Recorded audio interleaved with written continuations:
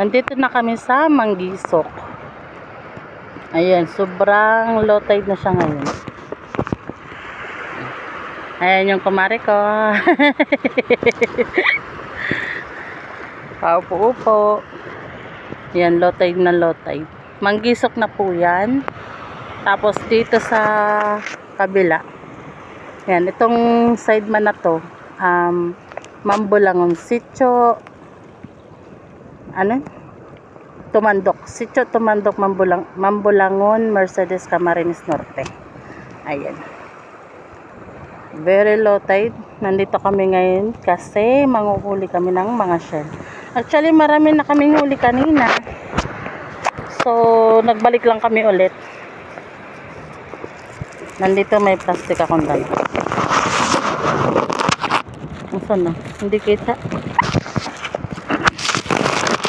Ayan. Yan yung mga huli na namin. Konti lang. Pero kanina, yung pinuntahan namin kanina, doon pa lang sa Mambungalon. Madami na kaming huli.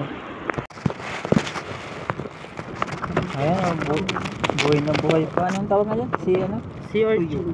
Tuyom o sea urchin. Nagagalaw-galaw pa. Ang bait talaga.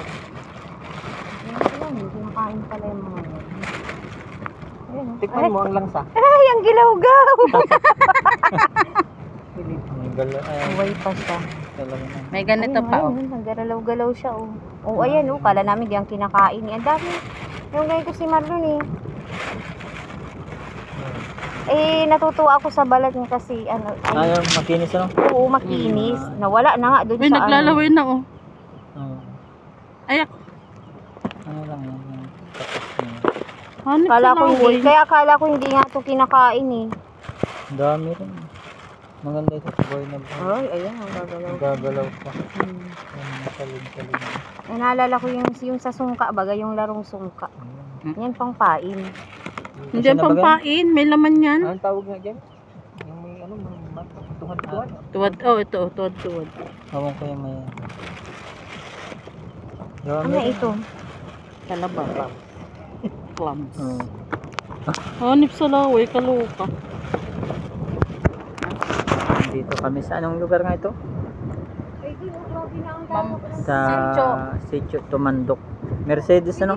Mambulangon. Ha? Pwede ka magtawid dun sa isla. Ayan. Malayo din yan. Ayan. May tent kaming gamit. Ayan. Ang bayad ng tent dito ay 100. Ang entrance ng per tao ay 20 pesos. Ayan tent namin. Ayan may konting sounds. Ito yung mga gamit namin. Hindi naman siya kalakyan kasi siguro nung araw malawak ang ano dito. Gawa ng mga lakas ng alon pag may bagyo. Na ano na siya. Ayun. Pero maganda yung lugar. Pero pagdating sa paliguan, yun nga lang. Ang daming bato. Batuhan yung paligid. Pang-pang. Pero presko dito. Ganda.